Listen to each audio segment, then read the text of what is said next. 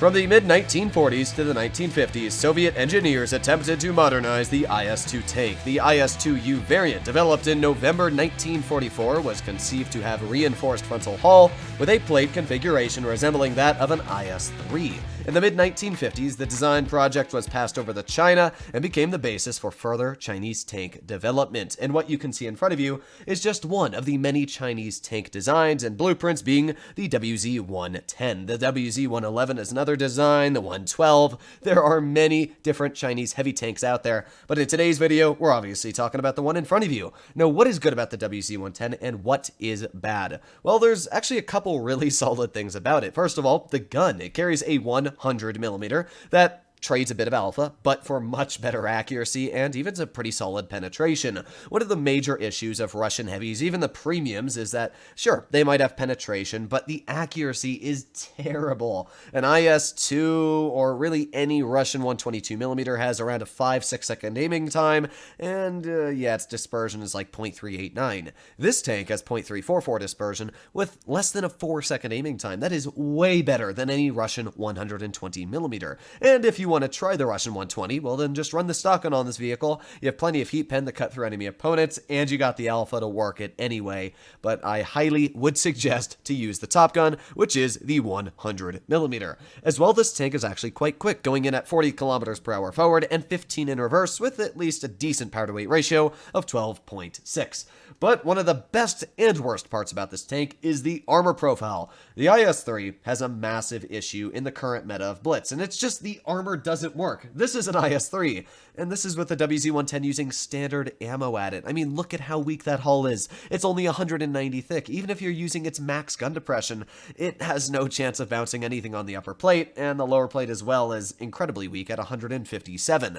Let's compare that now to the WZ-110's hull. I mean, just on flat ground, the WZ-110 is already 270 just with AP shells on that upper plate because it's such a steep angle. Even using premium shells, you can't penetrate it. And just to show you how strong the upper plate is, let's get an ISU-152 with calibrated shells, and just slightly using 2 degrees of gun depression, you cannot penetrate that upper plate. It's a really, really solid upper plate.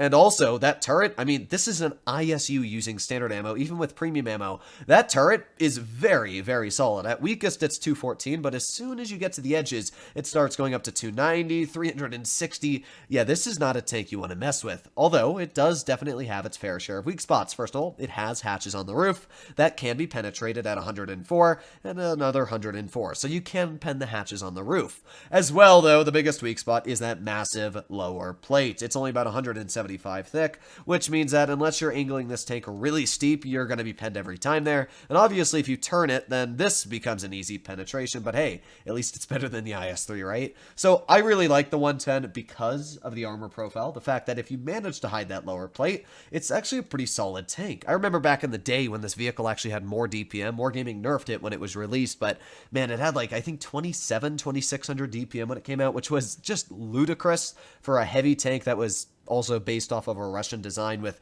a sturdy turret.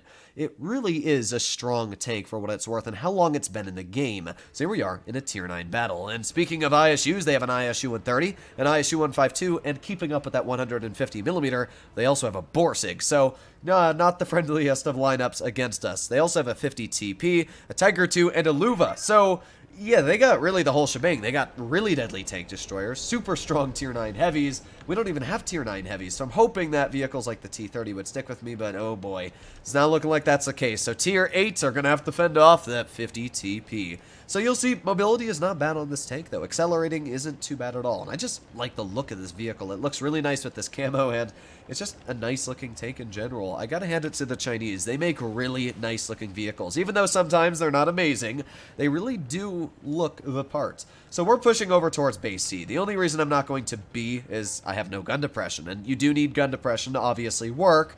Hold down spots. So I'm pushing more towards town where I can use my flat armor, and in a spot like this, you can see I can just very easily hide my hull, only showcasing my turret. But with the 50 TP spotted in B, this is really solid. In fact, our 54 lightweight was able to capture base B, and even if we might not get a lot of damage out this battle, if I'm able to capture this base over here, we're going to be really, really solid in this game. So let's see what this 50 TP plans on doing. Oh, well, that's your .344 accuracy. It's not bad, it's just not great either. It's kind of in between. I wouldn't want this accuracy for a heavy, but, you know, I'll take it over not having any accuracy at all, like your Russian heavies. So let's push up. Maybe we can get some nice shots, and if I stay at this spot right here, haul down. But yeah, right now there's not really a lot of vehicles spotted, although our Scorpion G has been completely badonkered, it looks like, on his hit point pool. The 50 TP is off to the side, though, and that means I can come up behind him, get a nice shot into the side of his vehicle for 294. Now we can just push right up behind him. I mean, this will be really, really solid for us. Here we go, second shell incoming. There you go, nice tap again. Ooh, that did hurt me, though, a little bit, and uh-oh, this is gonna hurt more. Ooh, yeah, that hurt. Hopefully my team decides to help me out, but right now it looks like I have no support. Well, actually, my Tiger 2 is here. He pens the shell, and hopefully we are going to reload the shell in quick enough. There you go, finishing off the 50 TPs. Sweet. Now, it looked like the Luva was AFK. I could be wrong. Or, not the Luva. It might be, I don't remember. I think it was, but I'm hoping that he is. Yes! I know that you shouldn't always farm the AFK player, but it sometimes is smart, because if that guy comes back, I am going to be happy that he's at least dead. So, there's one shell into his tank. This is where, again, that really nice accuracy combined with that pretty decent DPM comes into play. And we're doing pretty solid this game, although we are farming an AFK player. Oof, that Borsig got absolutely, or not the Borsig, but that ISU got a big ol' slap into that guy. Let's get another shell into the Luva. I'm going to clear this guy. I'm taking all that free damage. Come on, keep on going. You can see, by the way, the premium pen on this vehicle is plenty to penetrate, although, funny enough, we didn't pen that shell. That was kind of a rip, wasn't that? Well, let's try another shot here. Tiger 2 should be able to finish this guy off, so let's just fire a shell at his turret cheek. There you go, and the Tiger finishes the opponent off. So with that, we're up to 945 on the base capture, and yeah, what a solid game at that. Let's aim it on the ISU. There you go. Nice shot into the side of his tank. Let's keep backing up. Let's even put on our adrenaline. We should be able to get another slap into the side of the ISU. 3, 2, 1, and fire. There you go. And the ISU gets taken out, and with that, we finish off with over 3,000 damage and 1,000 points on the supremacy cap. So you can see where the gun's nice on this vehicle. Yeah, we farmed an AFK player, which obviously didn't help really anybody too much, but we still were able to showcase where the accuracy is nice, the penetration does its job, and we were even able to rush that 50 TP and clear that guy. Just to keep this video a little bit fun, I've now equipped the stock 122mm armament on this tank.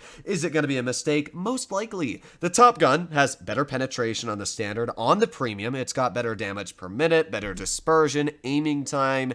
Everything that you could want better is better. The only thing that's worse is the alpha. Oh, also, the Top Gun has an extra degree of gun depression, so yay, I lose gun depression, which doesn't really make sense, judging that this gun's not really much thicker.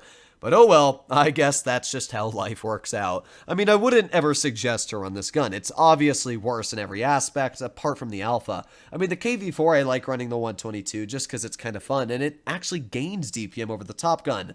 But for this gun, it loses it, and there's really not an advantage. You shoot heat, which, you know, heat's nice, but only if you have more heat pen than you would with your APCR or AP.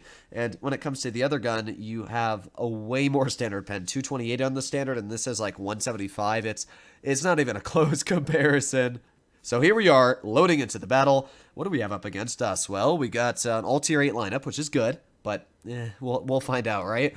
We got an AMAX 5100, a MIL 1951, and a WZ-110 for heavies. For mediums, we got 2 T-49s, an STA, and an SU-130. It's actually not terrible because we can HE all of those mobile tanks, even including the SU-130. But hey, at least we have 0.12 less weight on this vehicle, whatever metric they use for weight of the gun. We're just a teeny bit faster. So let's see if we can get in the position. Hey, not only my stock, but my IS-3 is stock. How fun. Well, I guess we're going to find out how this works out, right? Let's push in the position. Now, this is what I call bad gun handling, your average Russian 122 gun. So our 49 is doing that. I don't know what to say about this battle, what is going on. Hopefully that 49 Witchy is capturing the base. We might be a little bit behind on base capture, but that's fine with me. Maybe I can get a shot off early here. There's the 49, and fire! Oh, if only we had the other gun, right? Well, I guess I inflicted this pain on myself. You guys didn't really tell me to do this, did you? All right, let's push up. Maybe we can get a shell to the WZ-110 or something. I don't know. All right, WZ's off to the side, and that guy, he's actually reversing a bit. But right now, just trying to figure out what I'm going to do. We also got an STA off to the side over here. Is this guy AFK? No, he's actually not, weirdly enough. Let's aim it on the STA, and boom! Look at that! We penned a shell for 356. And then we got Slapper right in my lower plate. As we do know, the lower plate is quite an easy weak spot on this vehicle. My T-44 is being quite bullied right now. But hey, maybe we can get a shell into this 49 and fire. There you go. What are these rolls? 356 and 311. I might as well have been running the other gun on this tank. Oh my god. Oh, that's so lame. Well, oh, there's the STA on my side. Well, you know what? If I have to make a decision on what I'm going to do right now, I'll push on the STA. This guy will be a pretty easy clear, especially judging that I don't have much of a threat behind me. So, boom. There you go. Finally actually getting a pretty decent rollout. Let's put on our adrenaline. Hopefully that 49 finishes that guy off, which he did. And this battle's actually going pretty okay, surprisingly. There's the WZ-110, and I have no chance of penetrating him apart from if we load heat, which I'm going to do, which negates all the damage I'm gaining with the heat shells, or with the alpha in general, because now I'm shooting heat and lessening my alpha.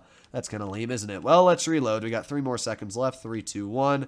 Looks like the SU-130 is over here. We also got the WZ off to the side. Maybe we can slap a shell in. Oh, yeah. There you go. That's a nice tap for 400. I mean, the alpha is actually working in this game. If only we didn't have a bunch of low rolls for some of our shots, right? Let's push up, see if we can get a shell into the Emil 1951. We also got the SU-130 over here. So speed. Let's see if we can get a shell in. You know what? Let's get an HE into the SU. There you go. Nice finishing shell. And this battle turned out to be better than I thought it was going to be. All they have left is a WZ-110 mil and the AMX 5100.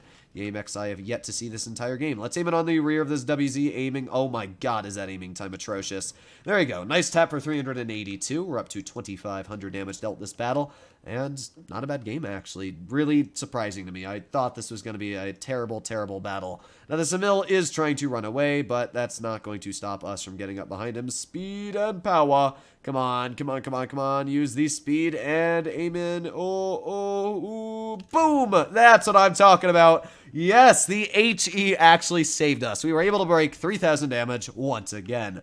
Would I suggest to run this vehicle with the stock gun? No. Just because we did good and it worked out does not mean it is the right option. I've had good games with the T-44 running the 122.